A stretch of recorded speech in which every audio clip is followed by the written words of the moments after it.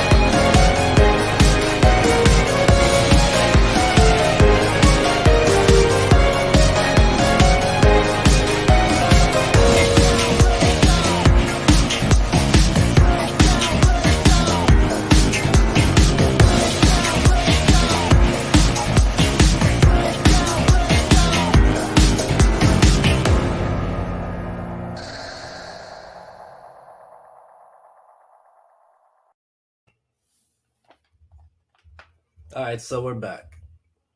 So now to dive into the topic. And upon first researching this topic of neomasculinity, I would think that nobody would kind of understand like why it took the route that it did when it was being described by journalist sources and all that. But funnily enough, neomasculinity is referred to as a movement of men trying to revert back to traditional masculinity. Yesterday, in anticipation of this show, I actually watched an explanation of Bell Hooks' philosophy. And if you don't know who she is, go look her up. Women in this space, they tend to use her philosophy all the time. And it's just good to know that sort of stuff so that you're read up and that you can counter their talking points. But I listened to the video, and what I noticed and what I'm beginning to notice is grossly apparent is a lot of people want to critique masculinity as it stands, and if not critique it, they want to define it, redefine it. I mean, and Here's the thing. In redefining masculinity, what goal do they hope to accomplish? Because if anybody asked me, neomasculinity is the redefined masculinity that has already been established as a philosophy and a thought process that's trying to sweep our society by storm. But here's the thing: it's just not as pervasive as most people thought, because most people see those people as crazy. And if you don't know what I'm talking about people who think it's acceptable for manly men to wear skirts, dresses, glittered outfits and stuff like that. But the truth is, it's just not. Nowhere in history have we ever really seen that. We've seen robes, we've seen headwear, but other than that, I mean, not really. And the truth is, times have changed, and nobody really finds that stuff acceptable anymore. So why do we try to redefine it when most people like it just the way it is? Because that's the truth. A lot of people have something to say about masculinity as it stands right now. And a lot of people say things like, women have always had to change, but men have never had to change. And the truth is, it's because what people have asked of men has never changed. And if something that you ask of somebody has never changed, then they're going to stay the same, because what you require or what you say you need is the same. So what is the incentive to change? That is my outlook on the whole situation. All right, enough of this script, because I wrote a script for this. Um, this liberal ideology is trying to sweep America by storm, and ultimately, in effect, it will wipe away the things that we value about each other as men and women. Because if you ask most women, they will not go for a guy who wears a dress, or a guy who talks with a little zest in his voice, or a guy who is not as proactive. They prefer proactive men. That's just the truth. And in redefining masculinity, you're taking that proactive aspect away and making it somewhat more passive. You see, the way that neo-masculinity is defined in journalism is that extreme men's movement that condones sexual assault against women. But none of what people talk about here in this space, when we're talking about masculinity, has anything to do with assault against women. So what that tells me is the people who try to define this term and associate it with this extreme movement, they really have somewhat of an extreme bias towards men. Because why would you call this neo masculinity if it's people trying to return to traditional masculinity? That's not new. Neo means new, and that's not what this is.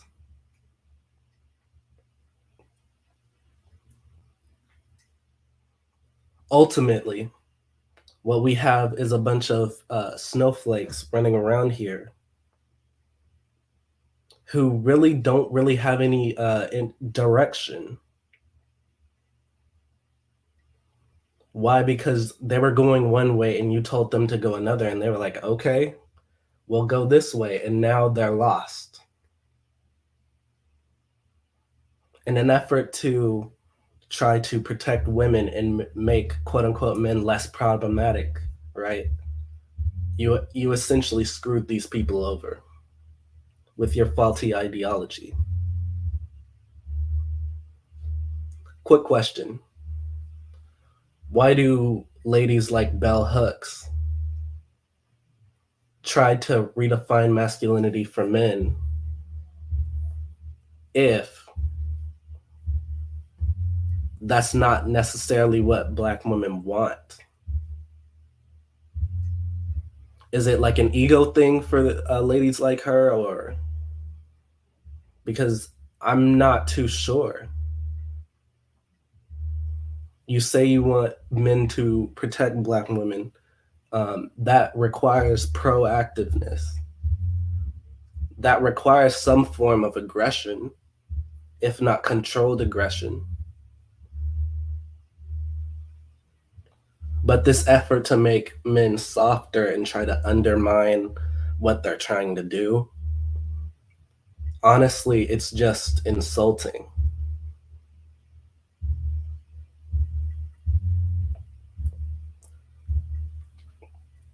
From what I could understand, Bell Hooks already passed away, so it's not like we can have a conversation with people like her right now. Rather, the people who took away from her ideology.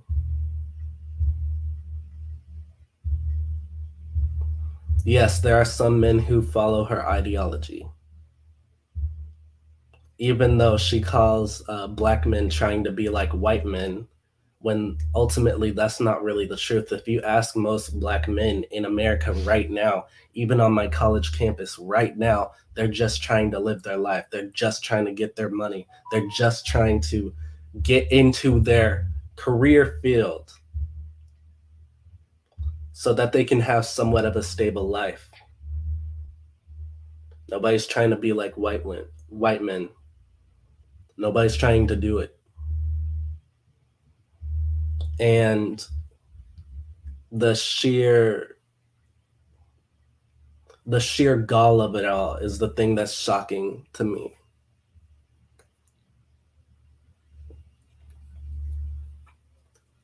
You see, I'm going to do a show about protecting Black women and what that actually looks like, but also I'm going to talk about what it requires. It requires some form of control. It does. Because how can you protect what you can't control?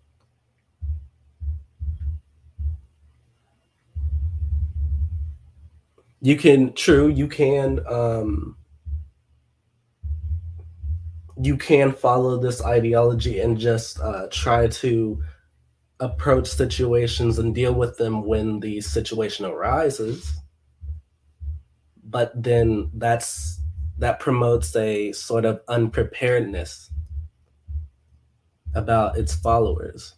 They're never really prepared. Yeah, they can defend themselves, but they're not really prepared for something if ish hits the fan.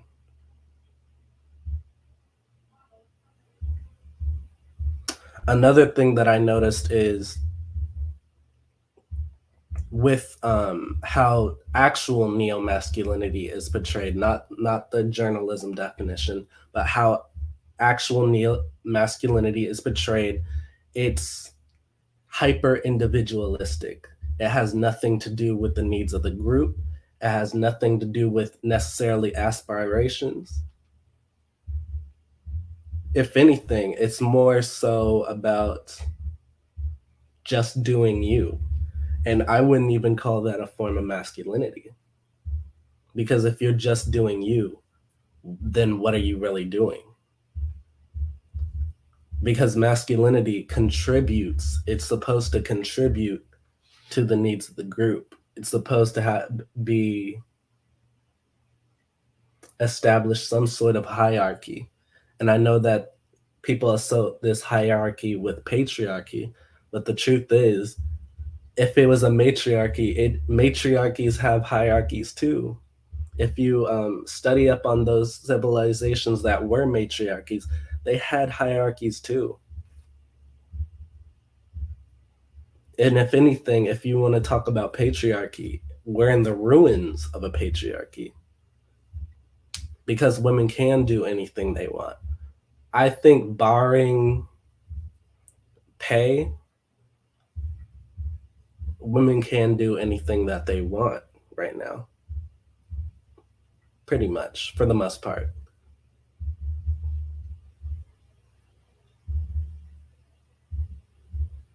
And what has the messaging to Gen Zers been for the past 10 years?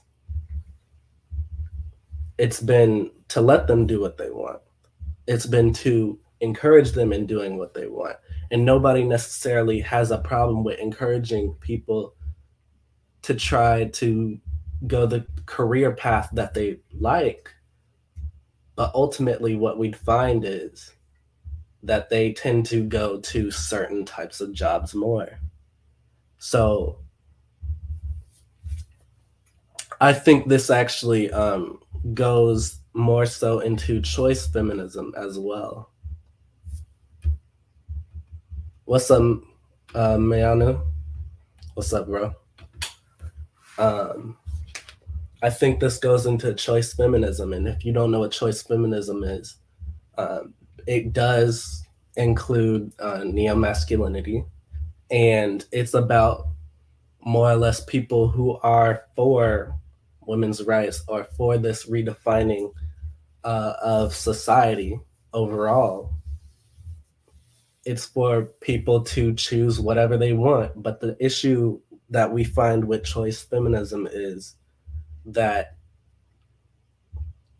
when times get serious and times come where you have to ask the hard questions, nobody's really on the same page. And that's the problem, partly the problem with this neo masculinity thing.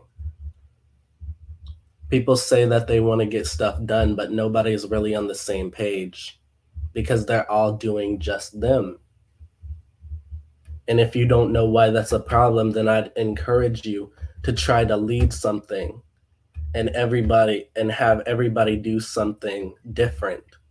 You're not going to get anywhere. Because let me tell you, in me trying to find out if I'm qualified to lead and developing my leadership qualities, I that was one of the first lessons I learned, and that was back in high school.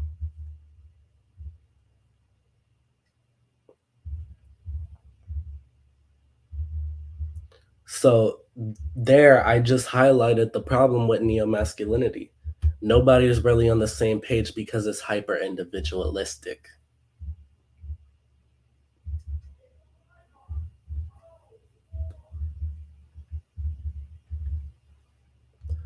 When everybody is hyper individualistic, let me tell you what that also promotes. That also promotes this just whole do you mentality that is rather actually pervasive in pop culture today. And it kind of promotes that whole do what you do as long as it doesn't affect me. But the problem behind that philosophy is ultimately what goes around comes around. It will affect you in one way or another. It just will.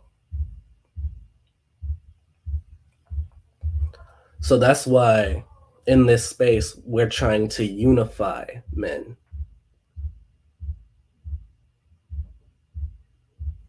That's why in this whole sector of YouTube, we're trying to unify men on one uniform standard, an aspirational standard of what to strive to. Because if not, then we're lost.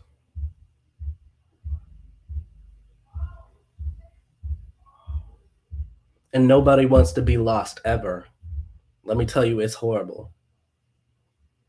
No direction in life, just drifting from day to day. It's miserable.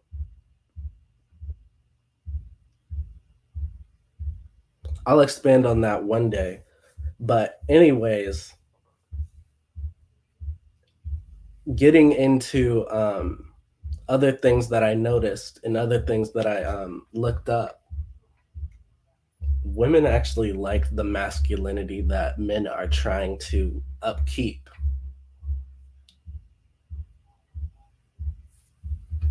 What's she say? 1, 2. Group activity yields a greater reward, but alas, to herd cats. Exactly, bro.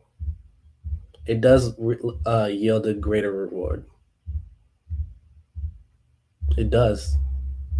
But when everybody does their own thing, there's no strategy involved. It's fruitless. But I digress. Women actually enjoy masculinity as it is right now. So why redefine it? They enjoy the proactiveness. They enjoy the aspirational activity that men exhibit, that ambition, as they like to call it. They enjoy it. When something goes wrong, it's nice to have that guy there who knows what he's doing to quote unquote protect you.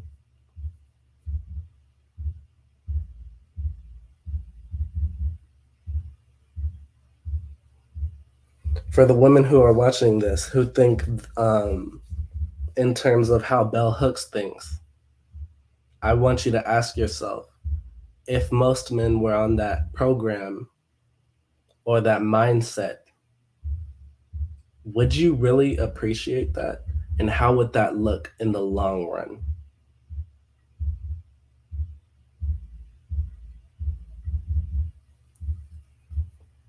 What's up, Auntie? Good to see you.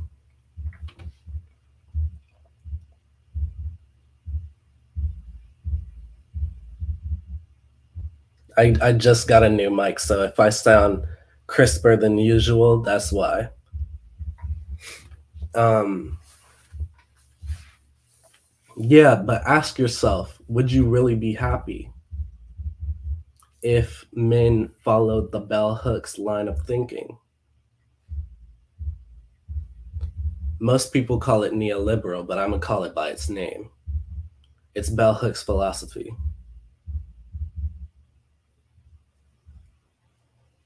Because you gotta nip this stuff in the bud.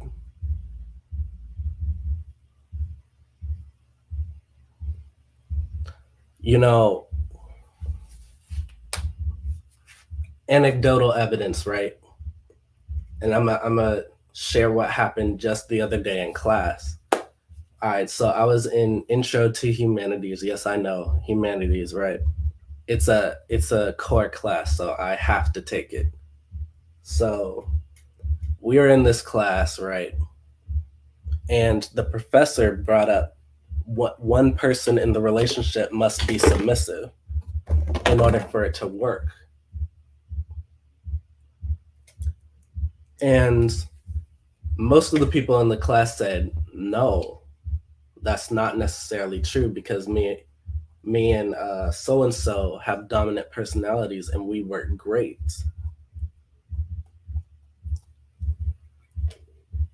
But when somebody in the class brought up um, conflict within the relationship and how she would like for that to go, everybody kind of reverted to what they knew, and it was funny.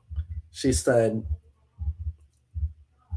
if I were to slap you and you start crying, or you start saying like I feel like this, I feel like that, like why did you do that, then she wouldn't be attracted to you anymore. Mind you, these are freshmen, so these are like 18-year-olds, 19-year-olds.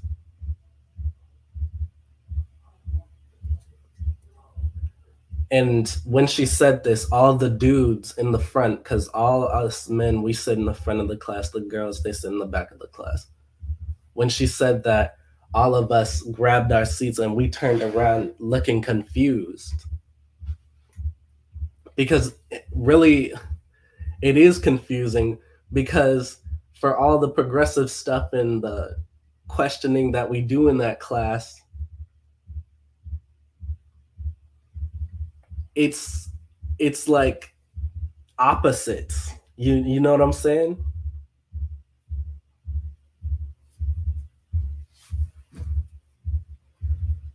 It was puzzling to all of us because while she was just talking that liberal stuff in the class before, now ultimately she's saying something different, and I just find that weird.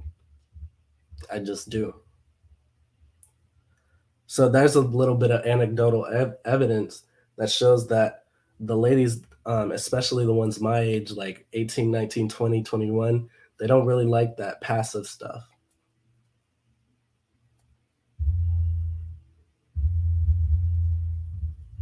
They just don't. So I don't know why we're all sitting here playing like we don't know what's what.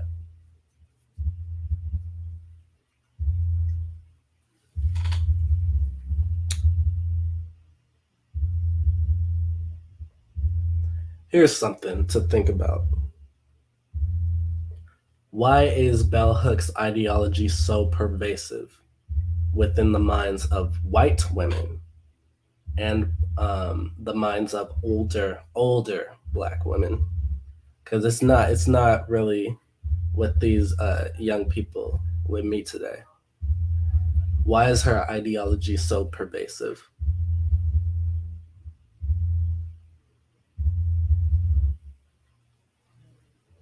I'll cite some points off that I know that were listed in the video.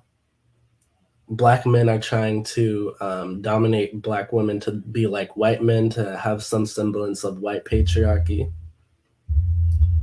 And in doing so, black men are the greatest helpers of white supremacy. Men in general feel powerless, so they seek to dominate women. And then love is the essential element to developing a great society, because it is through love that we should call out each other and work with each other. Bell Hooks was a um, a real lover of the concept of love. Why is that pervasive for white women and older black women? I guess, to be honest, it sounds good, but is it applicable? Is it practical? To be honest, I would say no.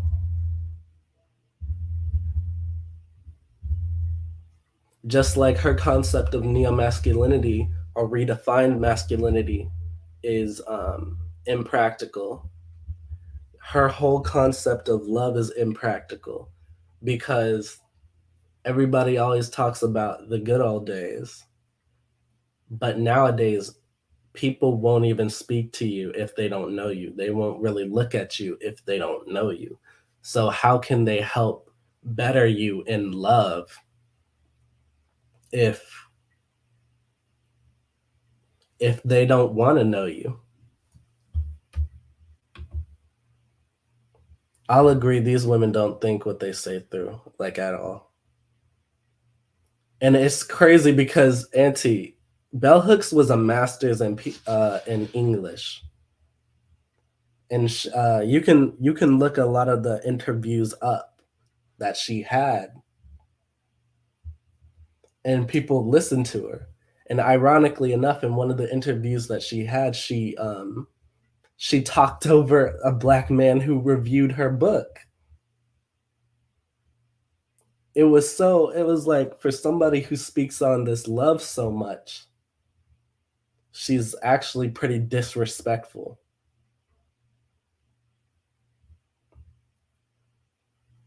So I guess a whole new appropriate title for this stream is Neomasculinity and the concept brought about by bell hooks. Exactly, Auntie. Patriarchy has no color. It's just patriarchy. And to be honest, we don't really have a patriarchy today.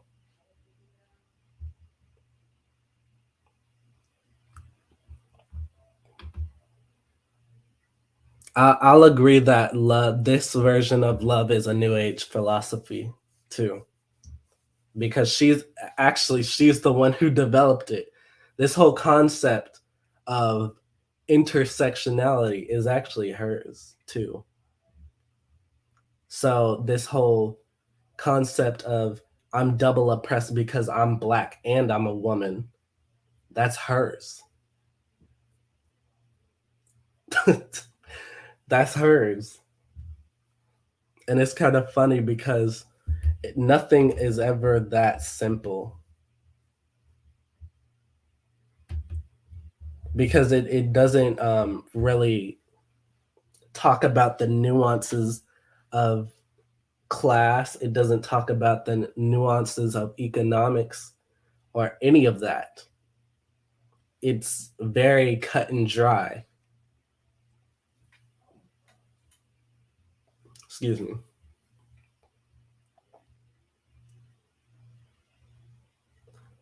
This whole concept of neo-masculinity paired with intersectionality is exhibited all the time in the Grapevine channel. We see it all the time when Donovan and others like him talk, where he talks about being black and a gay man, so he's double oppressed and he's a double minority. But the point is, who cares? It's not that I don't care that people are oppressed. It's that, how does this limit you in any way? You and Ashley Acuna were able to make a whole platform that was successful on YouTube and Spotify. And it was just recently that y'all decided to end the whole thing.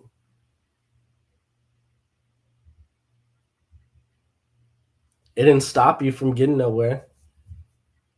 So what's the point? I mean, I'm sure you probably faced some form of oppression in the business world, as in day-to-day life with you being gay and all. But how is that any of our problem? Instead of trying to develop a whole language around this intersectionality, what really should be preached is just treat people with respect.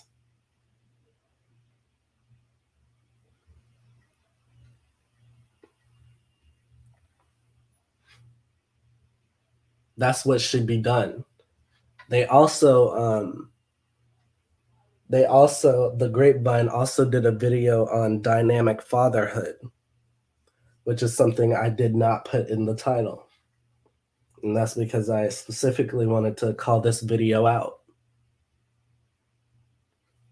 Within the video, Donovan talked with multiple men who have children about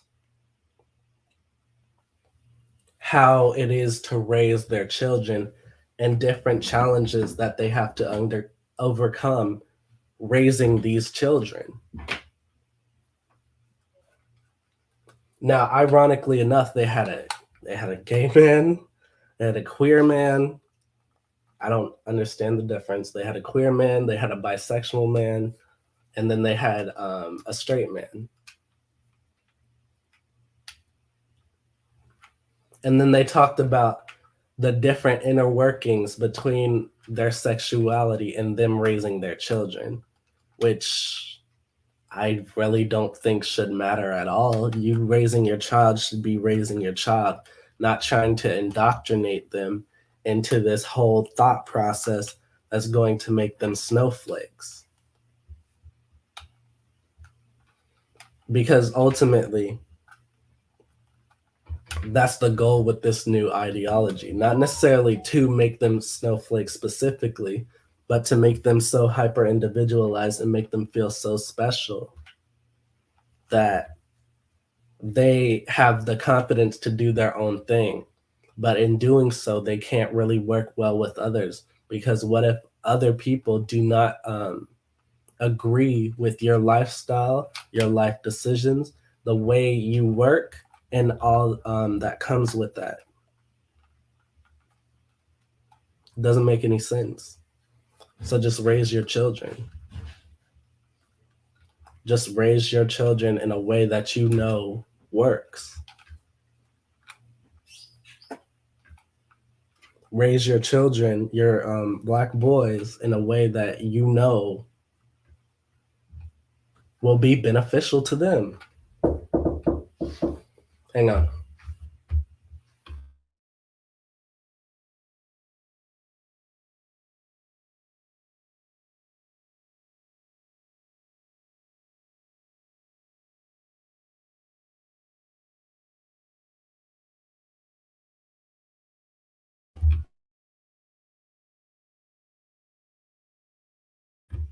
All right, I'm back.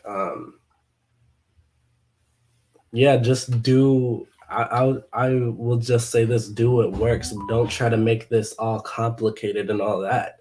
Just do what works. If you do what works, at least you know it'll work for your child. Isn't that necessarily the goal? To raise them the best way you can?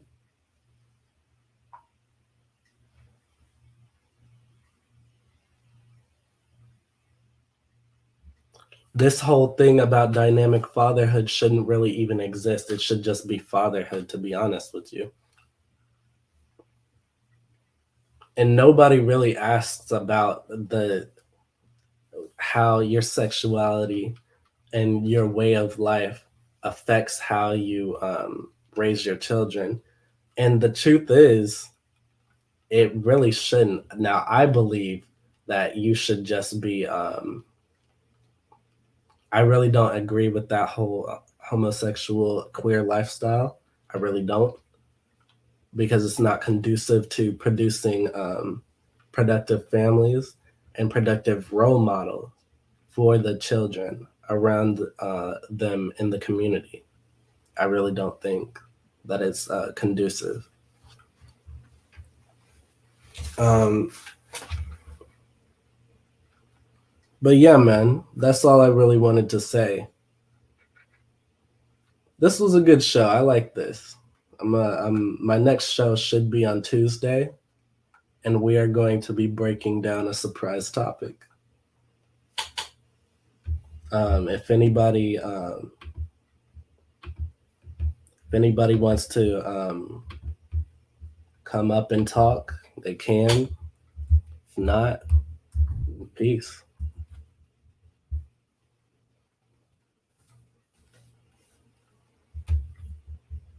Put on some tune.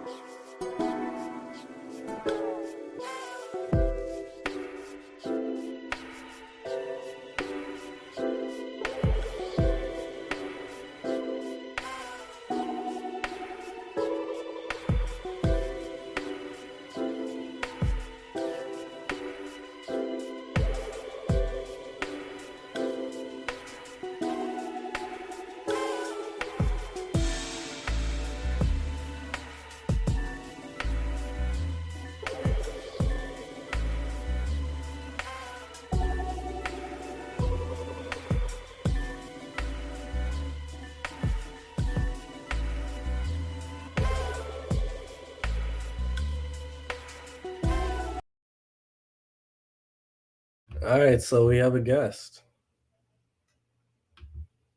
Auntie, what's up? Hey, love, how you doing? I'm good. Just thought I'd make good on my word and, do a show today. It's good to hear your voice.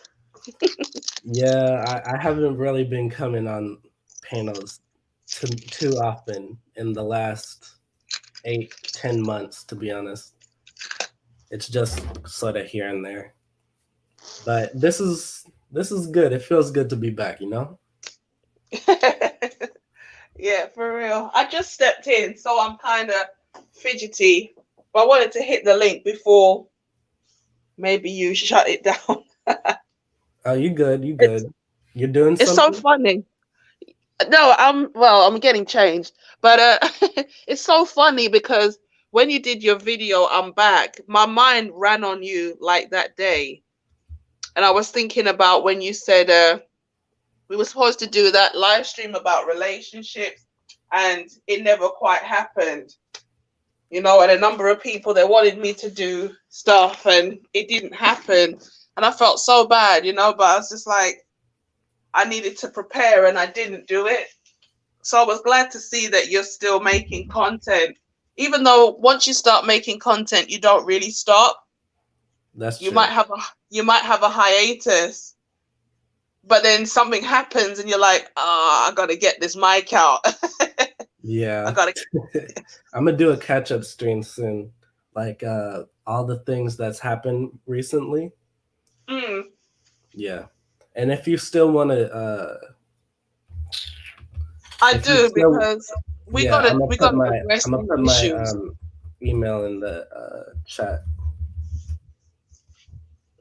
Yeah, okay, I'll leave you with.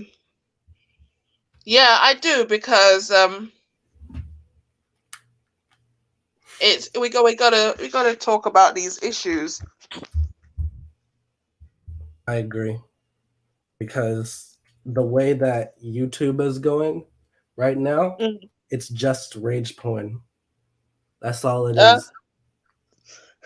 And it's not conducive to, creating a better black community, to be honest with you. no, And it's that's not a problem practical. for me because you got Mm. a bunch of people out here who aren't really they don't practice what they say they're about. All right. True, You can jot this down. I put it back in the private chat. and I dropped mine. All right, cool. Um, Yeah, I mean, seriously, it's like, because I'm gonna do a stream at some point because I've got a book here on raising adolescents.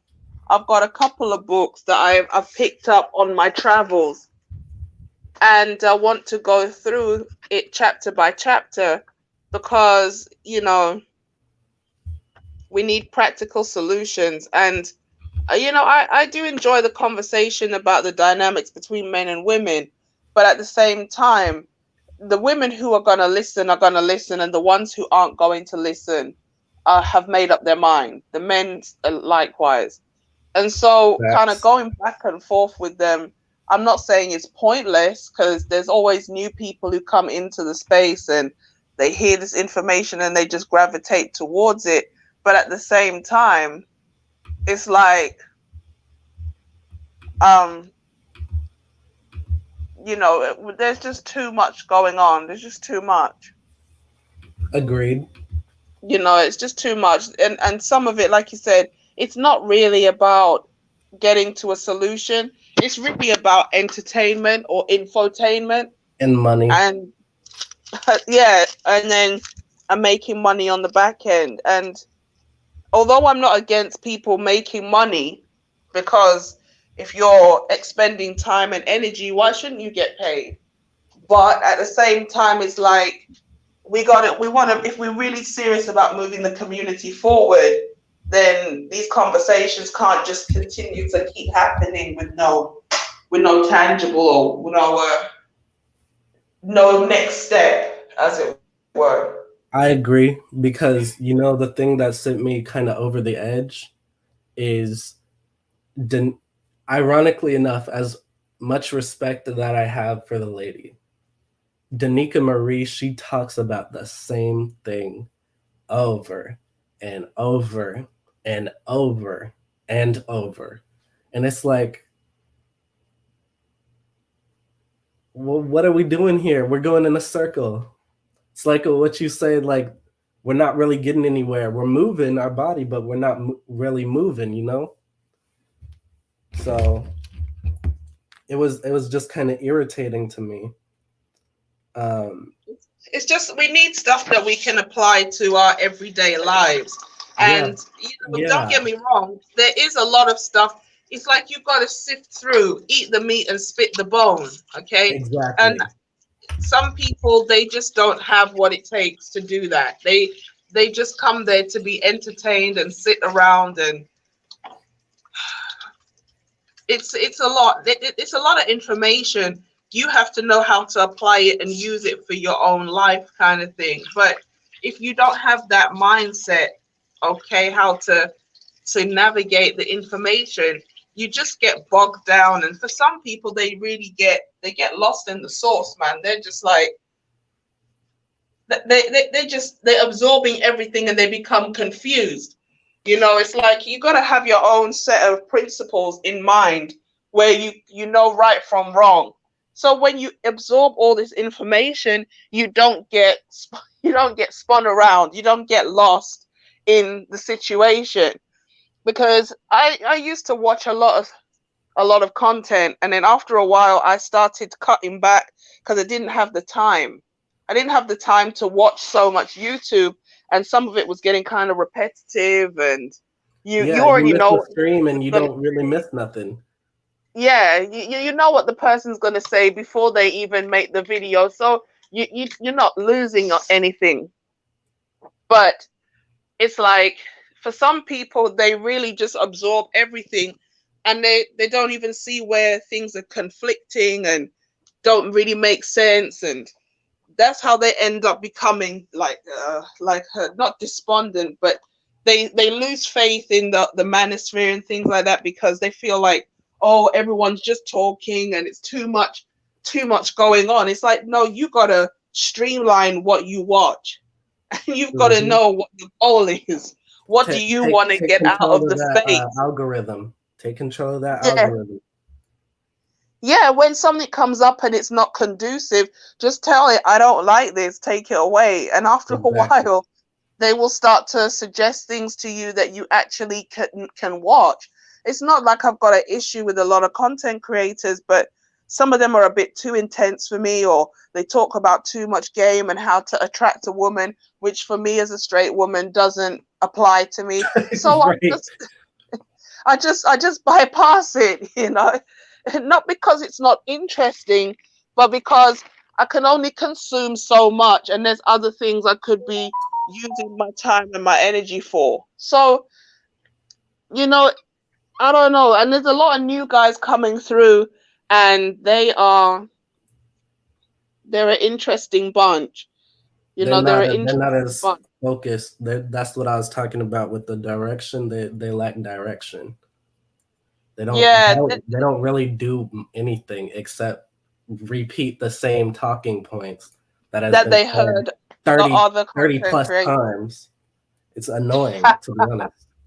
And I'm gonna It's speak true. to what you said. And, The and that's the manosphere thing. seems to, go ahead, go ahead. No, no, I was just gonna say they just come in and they hear a couple of prominent people, like the popping ones, the big ones, and they don't understand. Apart from, maybe let's just say Kevin for the sake of argument, because Kevin was in these conversations kind of deep, but some of these other ones that are big, they're just surface level. So when these new guys come, It's true. they're often very surface level because all they're doing is imitating the guys that they saw who were big. But it's like you can't even blame the content creators, because the audience is the one that bigs them up. Agreed. And So it's like, I guess some of the time it's like those people's fear of being themselves. Just like, dude, be yourself. And whoever's meant to come to you will come to you. And it's part of having that confidence. That's part of masculinity. Being confident in facts. yourself. So I'm gonna speak Believe in to what you yourself. said. I'm gonna speak to what you Mhm. said. It seems like the manosphere is sort of crumbling a bit, but quiet as kept, the same thing is happening on woman tube or pink tube, as themists would call it. The same thing is happening over there. Because let me tell you, I watched a stream last night by Mr. Z. Shout out to him. Lexus Exodus was backed into a corner, and then she finally started preaching the way she needed to. She started saying stuff like, "Ladies, be careful with these white men out here because they can be just as detrimental as some of these black guys that we talk about all the time." And Mr. Z was like, "No, you don't get to play that damage control card now. This is the way you should have been talking the whole time." And Fact. yeah, it's like the whole sector is crumbling, and the people who were disingenuous are being exposed right now. This is You see, why what's really nice. it Go like on, sorry. this is why I said it's Gen Z's turn to bat. Where your content creator that you are backing failed, you can pick up the slack, and then you can remix it and put your own little spin on it. Of course, remaining true to self. Go ahead, Auntie. And no, I can't even remember what I was gonna say. But you see, one of the things I think that's really helped the space and the message is the fact that a lot of women have jumped on board. Because before there was really a divide down the genders. Like the men were on one side and the women were on the other. Because you had like pro blacks and things like that. There weren't really that many men on the women's side. And there certainly weren't that many women on the men's side. But now a lot of women have woken up and they're like, we just got to call a spade out here. Like, we got white men killing us. We got Asian men trying to fleece us. We got white, black men killing us. We got all these things like that. I'm just using that as an example because seeing as you brought it up. So these black women, the amount of evidence is undeniable. Whereas before they could kind of sweep things under the rug, like now the manosphere, every time something happens, everybody is just on it. Like, we are going to talk about this, okay? And no matter how, and a lot of women keep saying, like, oh, these content creators don't talk about this. Why don't they talk about this man who clearly was involved in this situation? Or why don't they talk about this man who didn't take care of his kids, or like a white man or something? And you have to keep explaining to these women because it's a grift, because it's a narrative they're pushing to manipulate you. We're not saying that there aren't dangerous black men out here, but we are saying that there are dangerous people out here, period. And you got to move with your eyes open, whether you got a black man, a white man, Facts. an Asian man, or whatever. And then when these women, a lot of these women, they're angry because when they're confronted with the truth, they don't want to face it. And it's like, if one person says it, two people say it, they can kind of deny it. But everywhere they turn, they're being confronted with it. Eventually, they just have to concede. You know what? It's the truth. And it's probably a lot of them, they're going through negative things in their private life. And they're like, I left black men for this. I left a black man to get a white man who's just the same, you know. So uh, a lot of things are Exactly. changing. A lot of things are changing. Like They're not the other honest. day, I saw a black woman going through the barrier for the subway, and I don't know, I wasn't paying attention, but to me it looked like she used her card and the two of them went through together. She's with a white man. And I said, look at that. If that was a black man, you would hear how he's dusty, how he can't afford bus fare, how you got to take care of him. But yet you pick up a white man and you're paying for him to go through the barrier so you two can get out. I said, look at that. I just shook my head and I said, she'll brag to everyone she has a white man, but she doesn't have a white man of quality. Agreed. Like agreed. And it's just it's dishonest people are just being exposed right now. Because after hearing the same thing for after a year, people are going to start to notice like, hey, Mhm. something's not adding up here. Why aren't you talking about this aspect of it? Because ideally, after talking about the same topics for a long time, you will be able to address the nuances within those topics. And you might even be able to devote a semi stream to it, like a 30-minute stream. Nothing too big, but at least if somebody confronts you, you can say that you talked about it. You did address it. And that way, when a lot of people try to dogpile you, you've already addressed it, so there's nothing really that they can say. Um, it's It's just true. it's just the spaces moving. Both spaces to me right now are moving very unintelligently. It's like y'all are we are way too smart to be moving this dumb. Yeah. And then it's Obsidian himself. He always talks about moving the needle, and he actually I think is one of the only ones who really has him and Mr. Z. Those are the only two people that I know move the needle. I actually had a conversation with Shay Sade the other day during her members only live stream, and I was Mhm. just talking to her about this stuff. But ultimately, I'm gonna start saying this on other panels more. Yo, this is your channel, bro. Do what you want with your channel.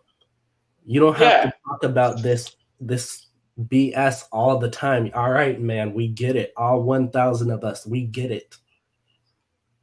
Bernard Riley talks about business. Mr. Z talks about politics and economics. Shay talks about Africanism, and she talks about how to be a better wife. How many other people have really ever talked about something substantial like that? It's true.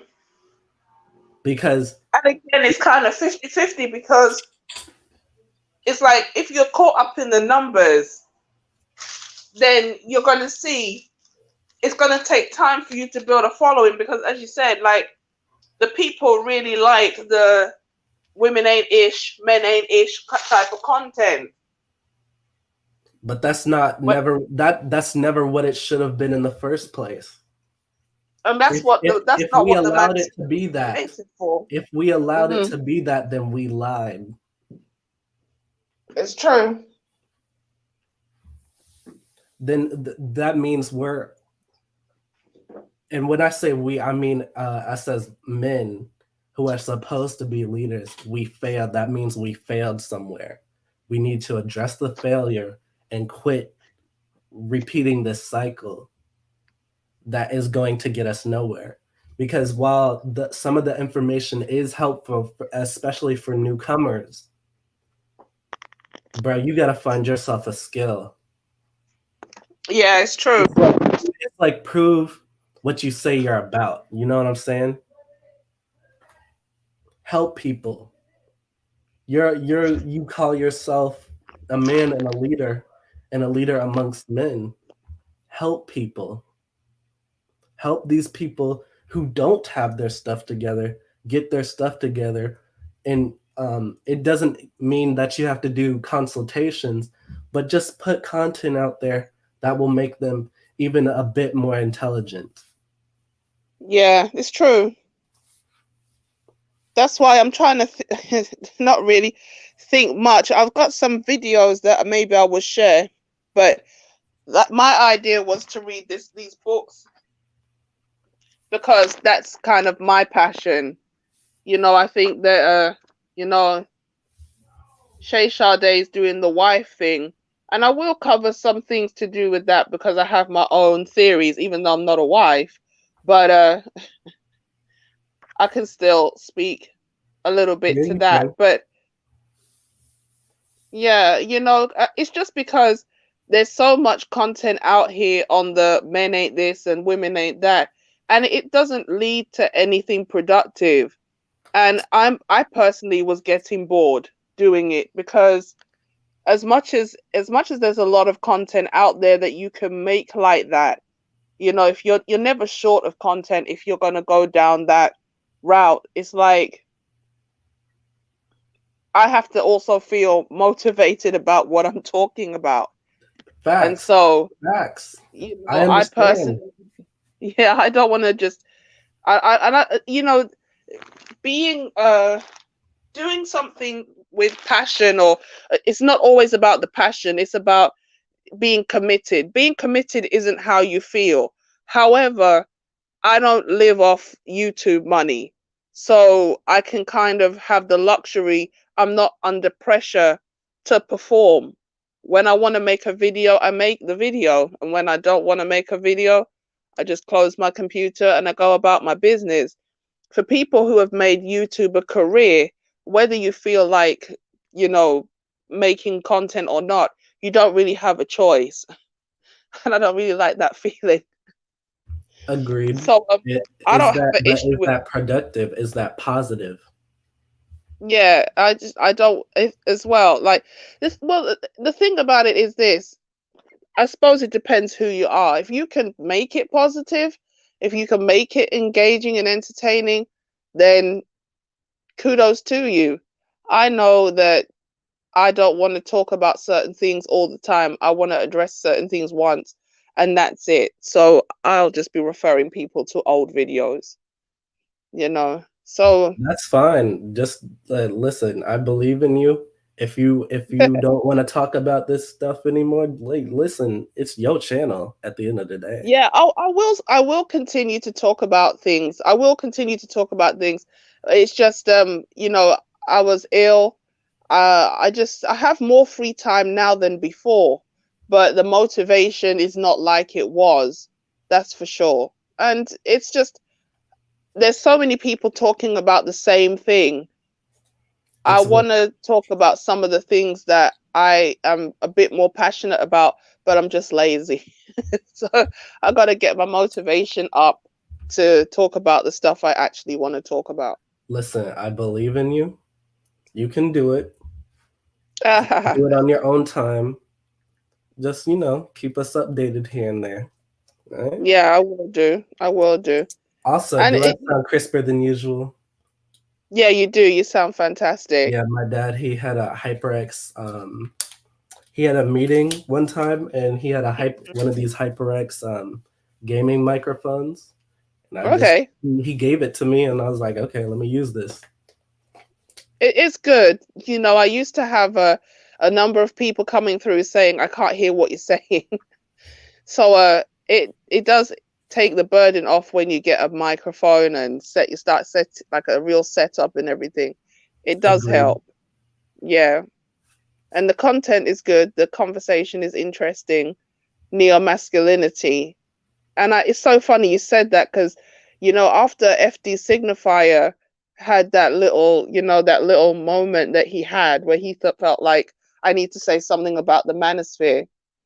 somebody actually brought this conversation, and I was like, I'm sorry to break it to you, but no matter what these women say, they want traditional masculinity.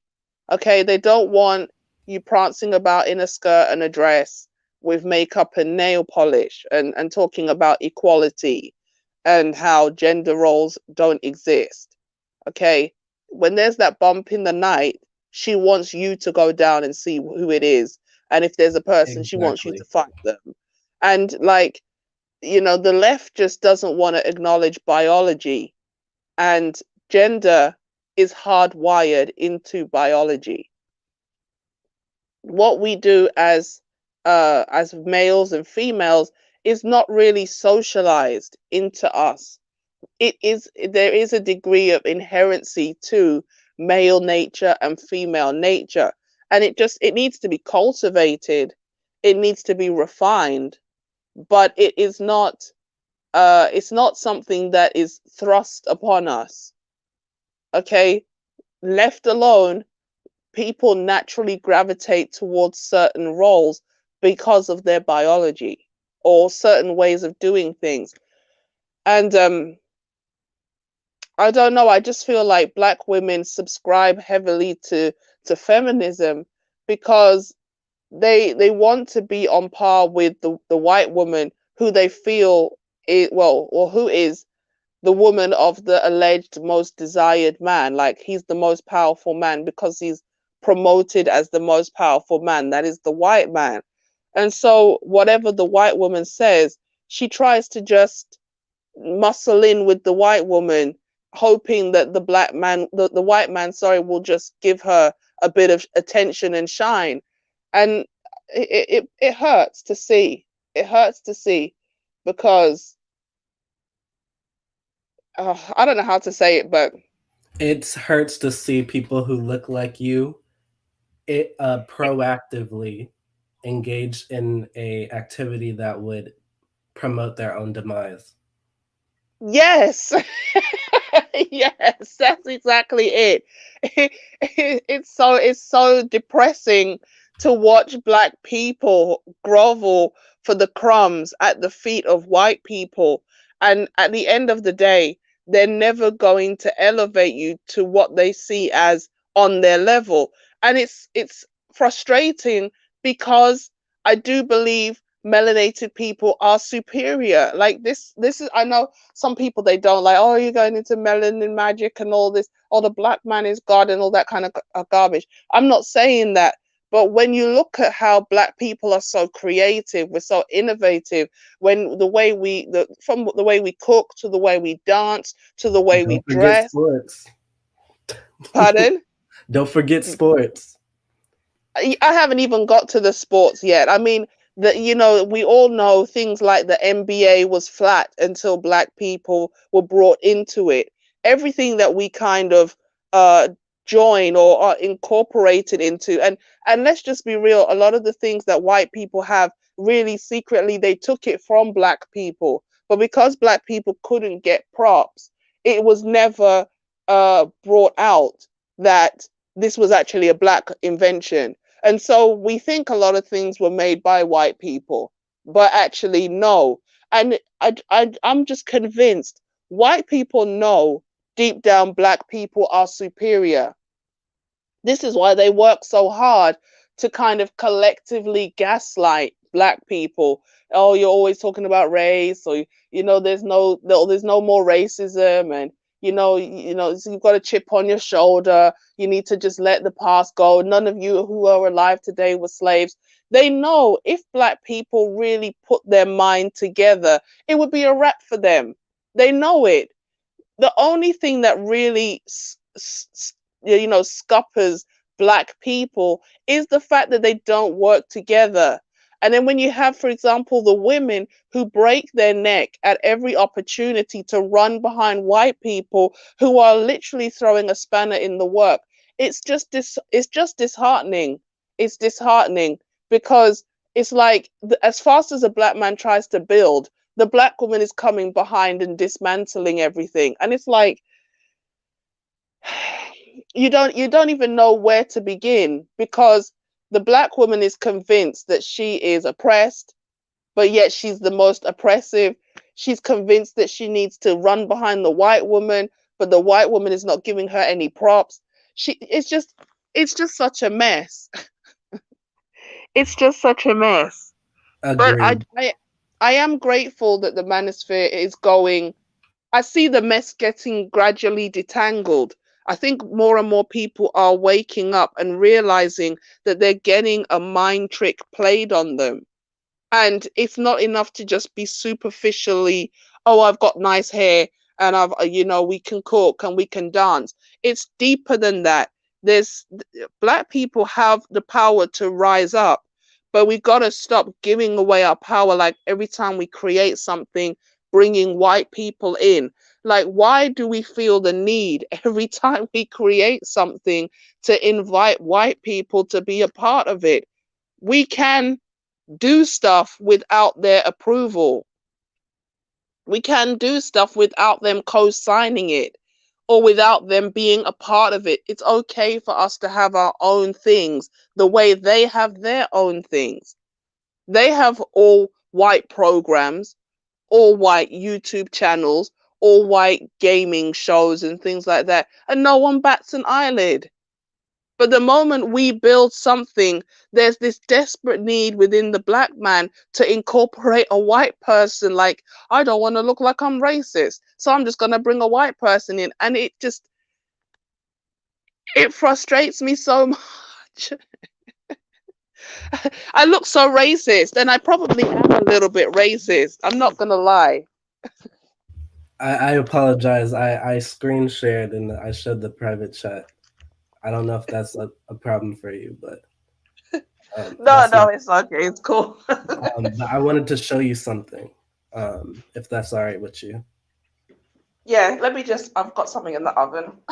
Go Okay. for it. Um, okay. So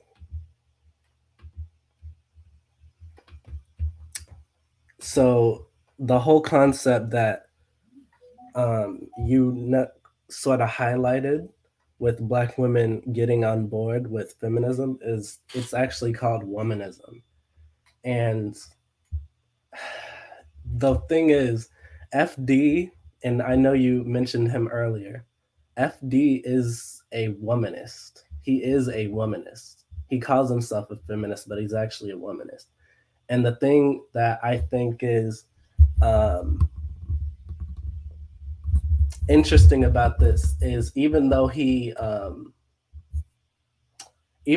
subscribes to this whole concept of neo-masculinity, and he's one of the primary pushers of it in the YouTube space.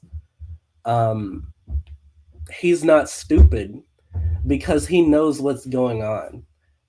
So even the people who know about this whole concept, um, they know what's going on behind the scenes, because FD is not one of the stupid people, and the black women who follow him know he's not stupid either.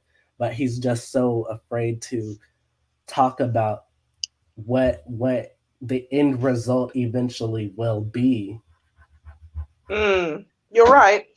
because he kind of touched on it somewhat in his Manosphere video, and then in other videos he kind of talked about the problematic things that are brought up within the movement.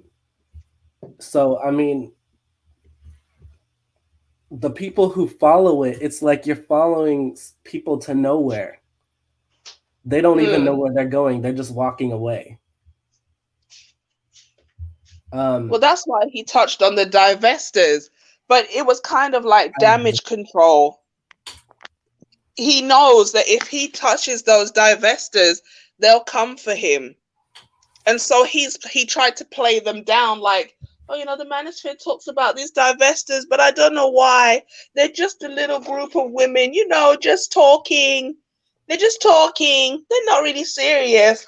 And it's like divestors are extreme, but a lot of women are on the spectrum. They might not be as intense, but they're getting there. An FD signifier fully aware. I don't know why he's so afraid, though. I don't know why he's so afraid to just confront the women. I don't know why either, but the thing is, I think these are second wave womanists that he's dealing with because ironically, the one of the original pursuits of womanism is to bridge the gap between black men and black women. But it seems like these groups of ladies, they're not really interested in that at all. So it's, I don't know, it's like it's kind of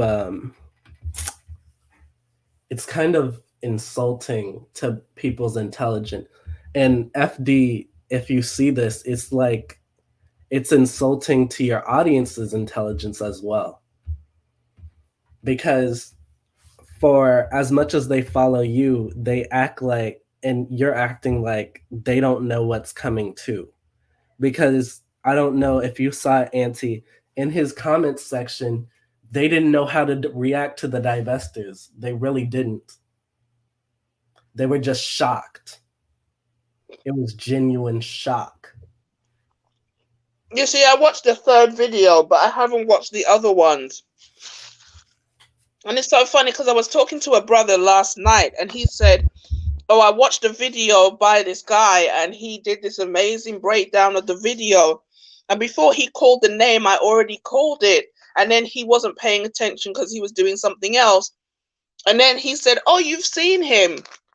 And I was like, I'm trying really hard to talk about the guy with respect because I haven't got respect for a guy who knows the truth and suppresses it. And FD signifier is fully aware of how bad the situation is out here. And yet he's still in opposition to the manosphere, as if the more he puts down the manosphere, the more brownie points he's going to get. You are still in their eyes a naker. You are still a bullet bag. You are still somebody who should have been aborted at birth or before birth. Like, I don't understand how you think pandering is going to change that. No amount of you talking about being a womanist or an intersectional feminist is going to make these women love and respect you more. So what do you plan on gaining, or what do you think you're going to gain by basically throwing all black men under the bus, as if to say you're going to get some brownie points? And I was just, he was like, oh, I love the breakdown. And I'm just like, you just got bamboozled because the guy is articulate. But he's not saying anything true. He doesn't say anything that's true. I agree. By the way, I sent you some in the private chat. Listen, the thing is, I've kind of been touching on what you just spoke on just now for the past 2 weeks. Because Themis and Tha did a stream with the ladies vetting the men on the on his channel and how safe they make women feel, and they literally told Themis to his face, "You're a C. You are a C. Don't think just because you do all this stuff that it's going to boost you in our eyes. You're still a C rank. This is basic." What, C as in the C word, or C as in like ABC? No. Okay, so the rank goes from S tier being the highest, A, B, C, D, E. He's mid tier. He's mid tier to them. Okay. So who would be a top tier guy, like a gay man? I don't know. I don't know if Because a gay anybody man could is be going to top tier, operate because they like a said woman. But this guy named Sober Bobo is top tier, but I don't know. I don't know that guy. I mean, I can't watch their content because it's too buffoonish. I can't deal with it because when you talk to them, they don't want to engage. I'm not saying you have to agree, but we should be able to have a normal conversation. And they use words in the wrong context. They use words that it, like, calling people mammy, and it's like, but you've got a white man. You're the closest thing to a mammy because you're raising a white man's kids. A black person who is with black people is not a mammy. So it's like I can't have a conversation with somebody who can't even really use basic English. And it's not because I'm a snob or I'm an elitist kind of thing. Well, maybe a little bit, but it's because at the end of the day, if we're having a conversation, we have to have the same dictionary. And what I find with these women is they muddy the conversation by redefining all the words. And so you can't have a conversation because we seem like we're talking about two different things because of the way they redefine everything.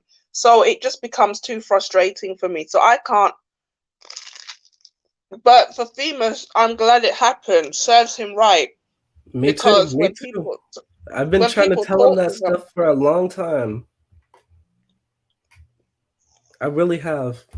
And when he did that whole debate, well, not debate, what was it a debate? It wasn't really a debate. It was more so just a panel about why black babies shouldn't, or black women should practice quote unquote selective breeding, right? mm, One of the ladies on there, and she does tarot.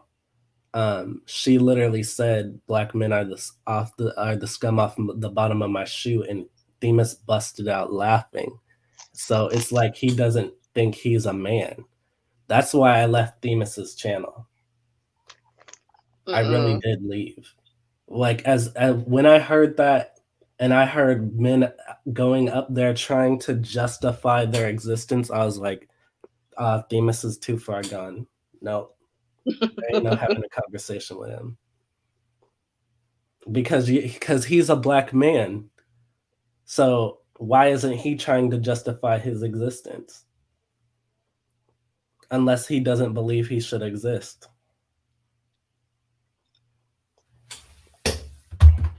Wow, that's it. And you see, even if Themis is not a man who is into other men, he's very effeminate, and because of that, he's hostile towards traditionally masculine black men, because probably a lot of them have rejected him because of his soft demeanor.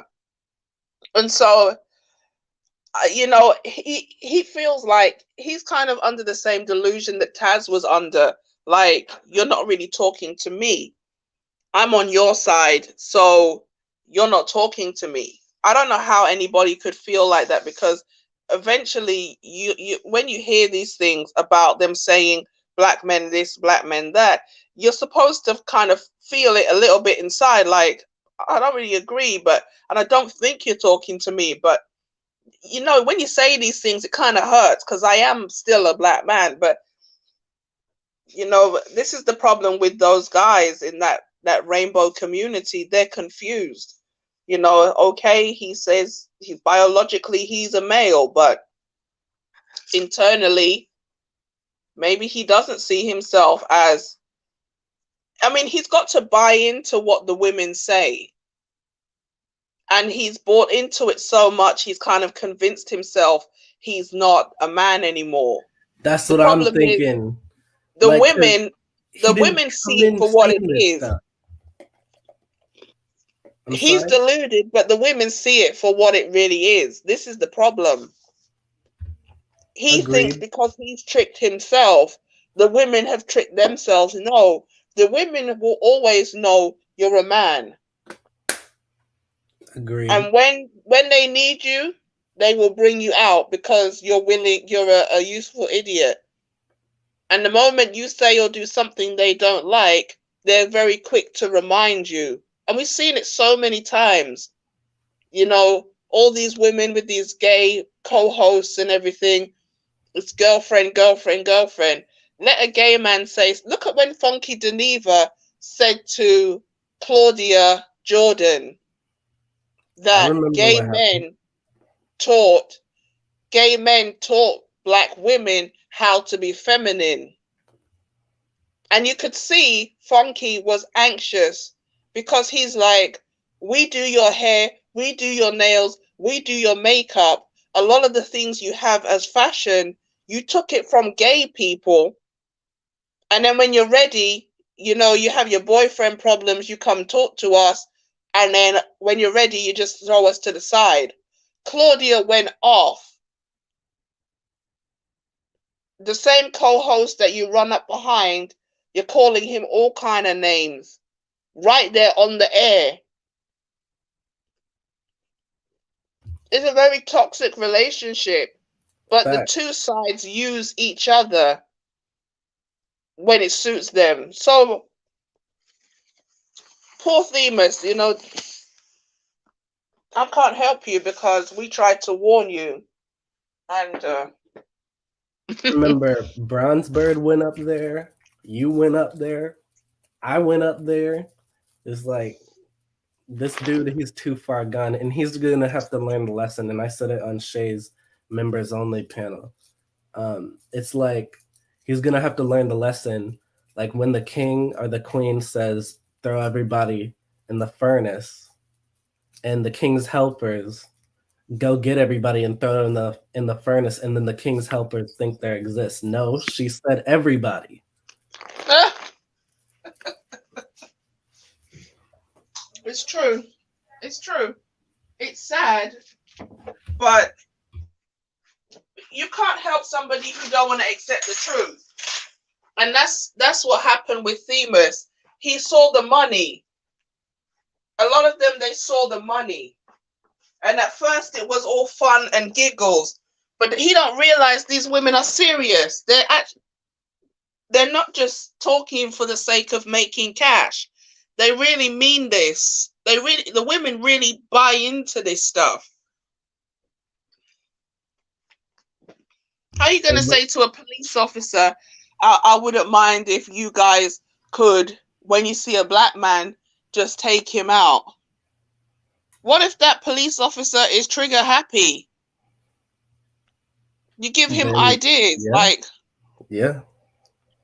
you've got impressionable young girls out here who really are buying into this nonsense. And then they're damaging their body because they're following YouTubers that they don't even know, they don't even see. I'm telling you, the situation is sad, but I don't know what, and what reward is Themis gonna get if he's a top tier lackey for these women? Because that's all he is, just a little Temporary laggy. loyalty. Or What? maybe he think he'll be spared. Because he's not gonna get sexual access. Exactly. He's He not. might get some money, Yeah, but he'll get money, but for how long? He made a video dedicated to his niece, but how long before he makes a video to his male cousins? See, well, if that's what he I was does that, talking then about. they're It's gonna like say it's black male worship. So that's the thing though. That's the thing though. He's a man though. So when I get up on the panel trying to talk to him about man stuff, improving the black community, he still wants to talk about gossip. So to be honest, I rather him stay on that team anyway. Because it's not productive. yeah, Because he he's doesn't not talk about productive man because stuff. not not every man is gonna talk about man stuff. But I don't know what to say because all I know is I know for things like THT and things like that, these dudes, they know the truth. They all know the truth, but they're bewitched by the money. And they don't have the backbone to stand up to the women. I don't know what They women have he no has in principles, Auntie. They I don't don't know what stand for women he has anything. in his life that is it got something in his back because this is YouTube. Maybe he's scared of getting cancelled, or I don't know. But and then also these guys have come so far down the road. Maybe they feel like they can't turn back now. Like if they just start preaching the opposite, they feel like no one will accept me, because the men are going to be like, weren't you that same guy who was da da da da da? And the women will obviously turn on him if he turns.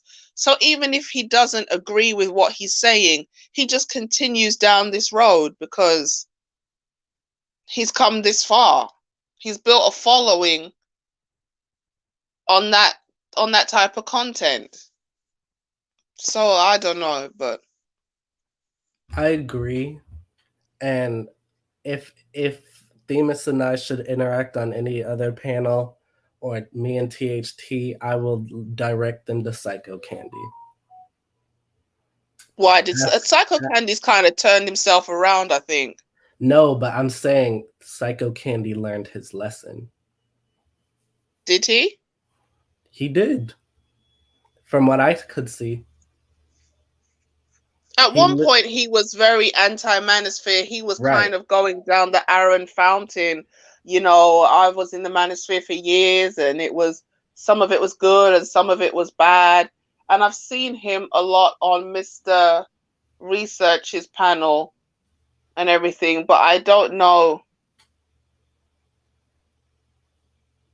I haven't seen him about for a little while, but then I haven't been about for a while myself. I listen, like, this whole, something's going to have to happen for people who are that extreme to come to their senses. Because while Mm. yes, you can care about your female family members as I do, that's why I don't come up here saying crazy stuff, because I realize at the end of the day that women do need protection from toxic individuals, abusive individuals out here, and I'm not going to turn a Mm-hmm. blind eye to it.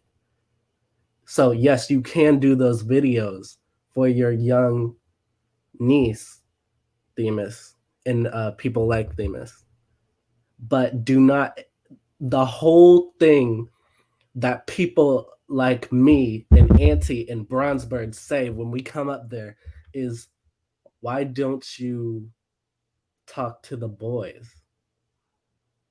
Why aren't you making videos to encourage young men to become more productive? You're sitting up here and you're just talking shit all day. Excuse my language. But you're talking shit all damn day. All day long. But at the same time, you don't want to have the conversation that will help black men and black boys to get where they need to be.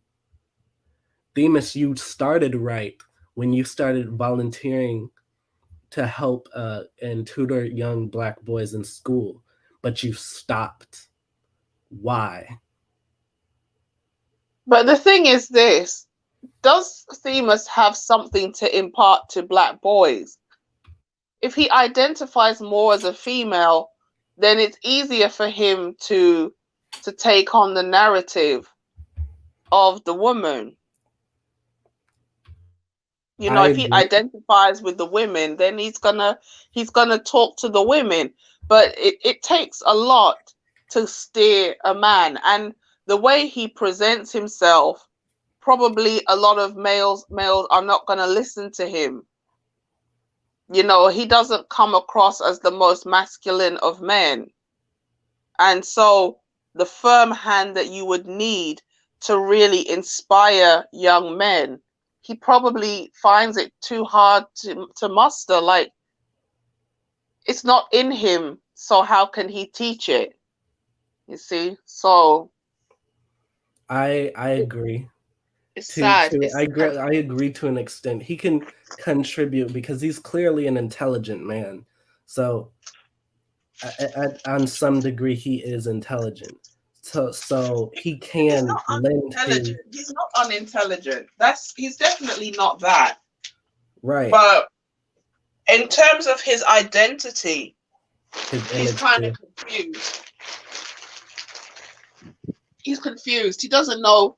He doesn't know what he's doing because I don't know if it's biology or what, but he's not. He's not a manly guy, I agree. I agree. and so he feels comfortable, nestled in amongst the women. But what he doesn't know is the women don't see him as one of the girls. They only feign like he's one of the girls when he's useful. And the moment he says or does something they don't like, they're swift to let him know you're not one of us. I agree. So he's kind of in a precarious situation because he's too feminine to be one of the boys, and he's always going to be a man. He's too masculine to be a girl. He's just kind of in limbo. What But was is that that guy good for called? him? Is that good for him? He's got to pick a side, yeah. What were you gonna ask? Who was what I was guy? going to say, do you remember that guy who had the very light eyes and the blonde hair? He kind of became Crystalline Kerrison's sidekick at one point. I know a light skinned guy who was very Yeah, muscular on his channel. He had like slightly green eyes, bluish yeah. green eyes, and he was all muscled up. And I was like, oh, that must be her like dad or something or her cousin. And then you hear this zesty voice come out. I'm like, oh god, make it I stop. can't remember what his name was. He had a certain name and then Eddie he Ahim, changed it. Uh, Eddie Ahim. yes, that's it. I was struggling to remember his name. I was wondering what happened to him. Well, he disappeared off the face of the earth. I don't know. But the thing But is, whether he's straight or whether he's gay, which he's clearly gay, he clearly is gay. no, he's Um, gay. He talked about his boyfriend. oh, I didn't watch that stream. When somebody starts talking about that stuff, I leave. Um, but whether the black man is gay or straight, right? He still has to recognize the people who are for him, right? And ultimately, those people aren't for him. So what's the use in partnering with them? Just I don't know, You see, this is create the your own thing. block. When it comes onto that community, the rainbow community, they use the gullible woman. They need to bolster their numbers because there's only a few of them.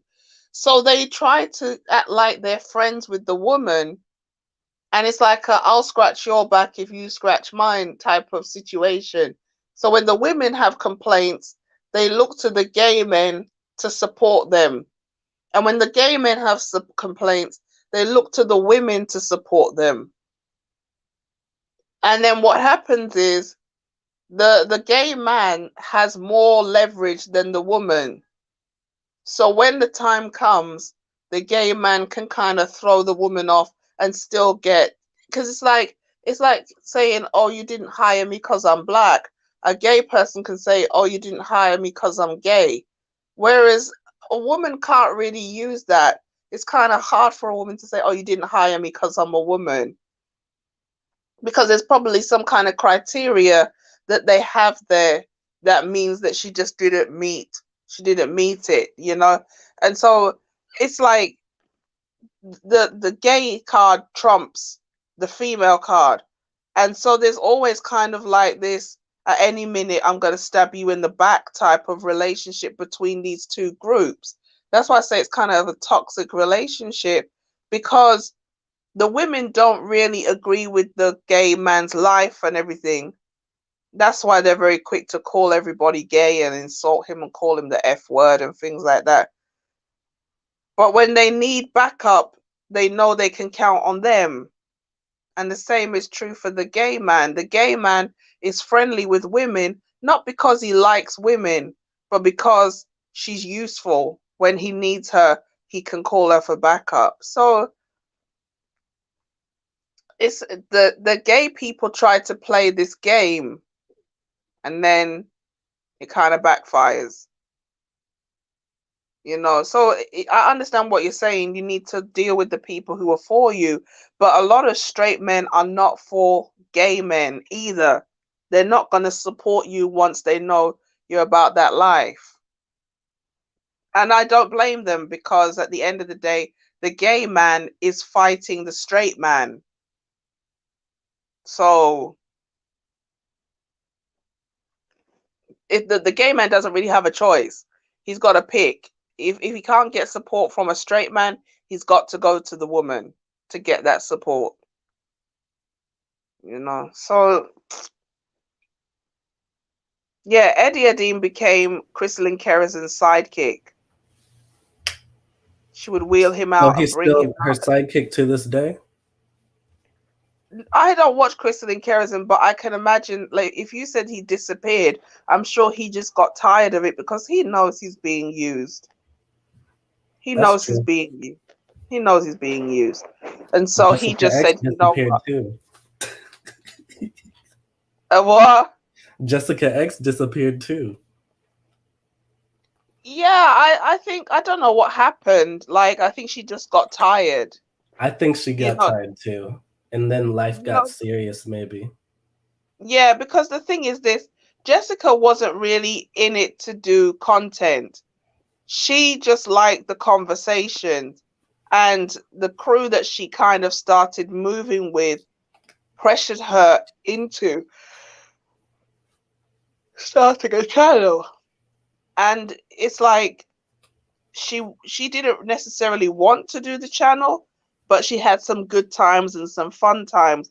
But her heart wasn't really in it, because she didn't start the channel because she really had a burning passion to talk about these issues. She just started the channel because the guys bent her arm backwards, you know? And That's a horrible it's like, reason to what? start a channel. Uh? That's not a good reason to start a channel. It's really Which not. is why the steam ran out, because it's not like she wasn't profitable. Like, she could go live any time of the day, any day of the week, and rake in the money. But, you know, she wasn't really feeling it. And the funny thing is this, she hasn't really disappeared.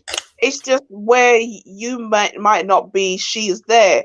Because I'm surprised sometimes when I go to different places, and I see her in the comment section, or I hear people talking, and they're like, Jessica X was there, she said this, she said that.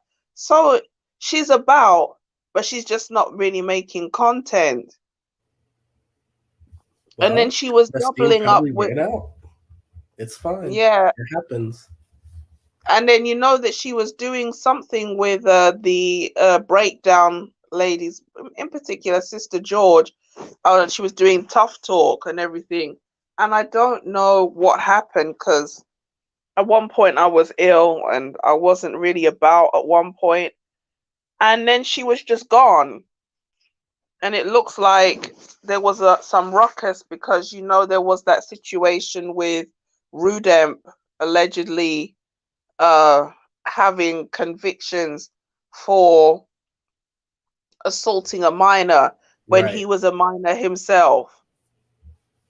And it looks like Jessica X was taking the side of the people criticizing Sister George. So it looks like there's trouble in paradise. Hmm. She burned a lot of She the went. She bridges. went. She went against Bomb Cherry though. She did. I remember. I think it was Dodie who did a video about Mhm. it. Like she was talking to Bomb Cherry about it and how why it's still wrong. That's the show that I saw. I didn't see the one where apparently she What about Rudemp? yes she You was see, the going thing is, against I don't Rude. like Rudemp. I'm not a I fan of never Rude. liked him either. He's a shady guy. Yeah, but and I did. I was torn over that situation because a 12-year-old doing something strange to a 6-year-old, I'm not going to excuse it, but I'm saying these are both two children, and children live what they learn. Sometimes these are things people are doing to them and they think it's okay. And I don't know the details. I heard about it after the fact. So I don't know what actually transpired, and I'm not saying that there's, it's okay, or it's not a big deal or what have you, but I don't know what happened between this 12-year-old and this 6-year-old. But what I do know is they're both children, and Rudem hasn't actually exhibited any behavior like that since that time. See, So it's that's not like, where I disagree, because I took the side against Rudin because he was talking literally on the breakdown how he'd let a grown man like 20, 21 date his daughter in high school. So I was like, I'm not really with that. Hold on.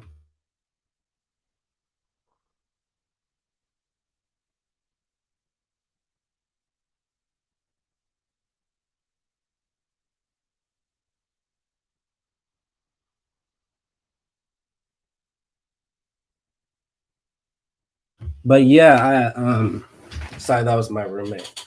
But yeah, I took the side against Rue because he said he'd let a man in college, like 20, 21 years old, date his daughter who's in high school. So clearly there's something still there, because I've but always he had a hasn't problem with he that. hasn't done anything. He hasn't done anything as an adult with a child. That's the thing. So it's not like he's a serial offender. Like, it's not like he has an appetite. I just think something went wrong there, and he made I don't want to say a mistake, but because I don't know what actually happened.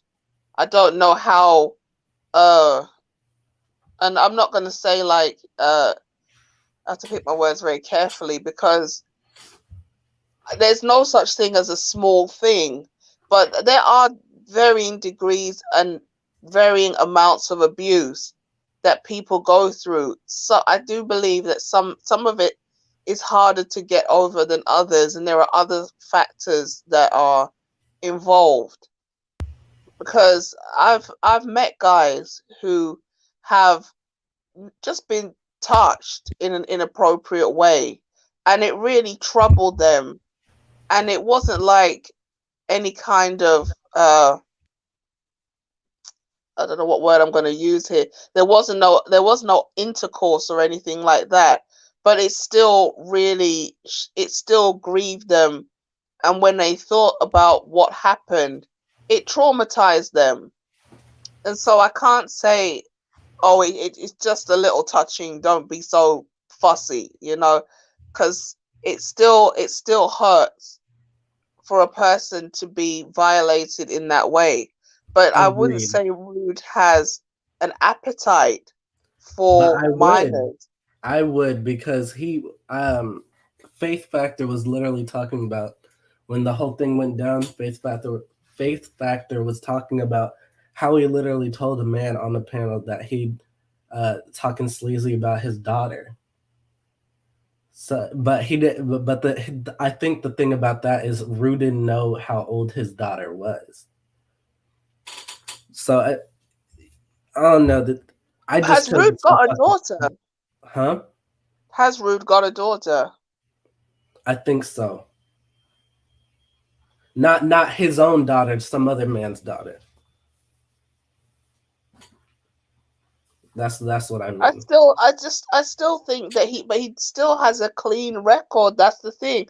Apart from that incident, he hasn't done anything else that we I know agree. of. I agree. He hasn't done anything else, but to me, that's to me, what I have seen is Mm. a line of not necessarily behaviors similar to the incident, but still shady behaviors in general that I would Oh yeah, consider definitely. I shady. do find him, yeah, I do find him a bit much, like a bit intense, you know?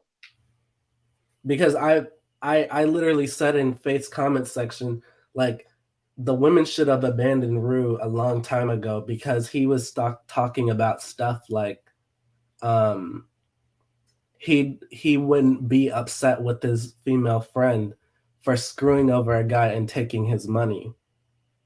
She wouldn't be upset even though it's dangerous and we know that it's dangerous. Mm, So like, I wasn't messing with Rue anyway. And then when I heard something like that, and then paired with the shady stuff that he said, not necessarily relating to that or something like that, but definitely shady in general, I was like, this is not a dude that y'all need to be on panel with, and that is not a person that needs to be around me at all. yeah, true. So what Faith's whole thing was, just don't mess with, just don't f with him no more, just don't, like, while yes he did serve his time, the thing is, it he's still a shady individual. No, like, Yeah, I period. don't Yeah. mess with shady people, so I don't keep those people in my circle, and he was never in my circle to begin with. I was sort of iffy on him before. Yeah, for sure. Yeah. So yeah, that was just the nail in the coffin for me. But uh once again, apologize for accidentally flashing the private chat. Um, Oh, you don't need to worry. Don't worry. um, but I have a movie ticket, and I am going to the movies Where you gonna go tonight. see? Um, Either Luck or Amsterdam. It Oh, depends. It okay. Yeah, I depends. I saw the might cancel the commercial for movie that. ticket and just go to Mm, Luck, because my sister, my younger sister, she doesn't like all that super violent stuff. mm. Um, she likes more like animated stuff, and that's what Luck is. And she likes cats, and there's a cat in the movie. You know, I'm not completely opposed to it. So, but originally I want to see Amsterdam, the movie about the thieves. I've Uh, seen the commercial, but I don't know what it is. But I did see it, and I said that looks interesting. it So is. you're It off is to now. me. I'm sorry. You're off now. Yeah, yeah, yeah. I'm gonna get ready to go to the movies. Yeah, it was a good conversation. It's a shame. It's a shame about the whole neo-masculinity thing. You know, the ones who are gonna make it will make it, and those who aren't gonna make it, Isn't that what masculinity is about? Sink or swim, sorta. sink or swim, the survival of the fittest. And we want as many men to be fit as possible, but not all of them are gonna make it, and there's nothing we can do about that. So, The ones who don't make it are the ones who don't. They're the ones who aren't in charge. They're the mm, ones who aren't going to be in charge at all of anything, really, except their own households. And even then, if even that, they'll probably get a dominant woman or a dominant person I saw something like that on Twitter earlier today. It kind of to irritated me. lead them. They're not going to be leading, they're going to be led, you know. So that's, we can't help you. That we can't do nothing. Just rewatch the streams. If you want help, rewatch the streams. Everybody has their young pharaoh moment in the end. No matter how they say I'm a this, I'm a that, a day will come when they will snap and they will say, you know what, those guys over there were right. I think I need to jump ship. Just I give it hope I time. hope that happens to a lot of the people who have been defending um, Miss G's talking point and Themis's talking point. I hope that will Just happen to a lot of the men who oh frequent yeah, just that give it space. enough time. They'll all come round in Hugh the Butter end. specifically, because he has the potential to do real good. I actually, for the first time, went to his channel a couple of days ago. Mm. and he got Cynthia to hush her mouth because she Is he respects the his one that family. has the school? Yes, he has the potential to do real good, but it's like as long as you surround yourself with them damn eagle gals, Yeah. it's like no. It's like most people don't want to be over there with them. You see, the thing about it is this: the Cynthia G's of the world, they take it too far, and when they say certain things, it actually wakes people up. Because when Cynthia G was like abort black male babies, a lot of people came out and like, I'll rock with Cynthia, but that's a step too far. So you have to let them talk and expose their hand. And in so doing, a lot of people are going to be like you said about Themis and him not really acknowledging he's a man. You're like, oh, I can't rock with this no more. I'm out. Everybody has a point where they're like, okay, I can see this person's gone too far. Right, a breaking point. I'm out. I'm out. So give it time. They'll be forced to change their message because they're going to see their numbers getting smaller and smaller and smaller, and I agree. you're already seeing it. Well, this was great. Thank you so much for having me on the panel. You're welcome, and I'll email you. When's a good time to email? Anytime, anytime. And then I'll probably like send you my schedule, and then we can probably go off based off that. We can try. No promises. That's fine. All right. All right, peace. All right, my dear. Peace out.